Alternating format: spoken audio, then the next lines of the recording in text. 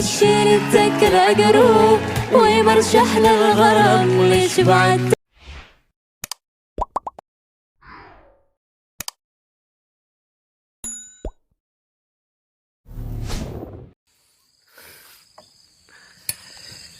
Oke, karena banyak sekali yang bertanya seperti ini, jadi kita balaskan pakai VT ya. Mau tanya, Kang, apa kelapa sawit langka berbuah sampai minyak mahal?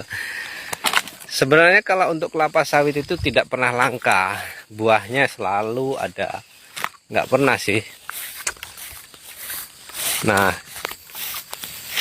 nih, masih banyak. Tiap pohon pun tetap berbuah seperti biasa, banyak buahnya. Nah, nggak ada langkanya. Cuma kalau masalah minyak sawit, aduh, minyak goreng ya, mahalnya itu nggak tahu kenapa, dan langkanya nggak tahu kenapa. Kemungkinan ada penimbunan kali ya, atau ada permainan, saya kurang mengerti masalah itu. Yang jelas kalau untuk masalah sawit masih aman, buah tidak pernah langka. Dikasih info mas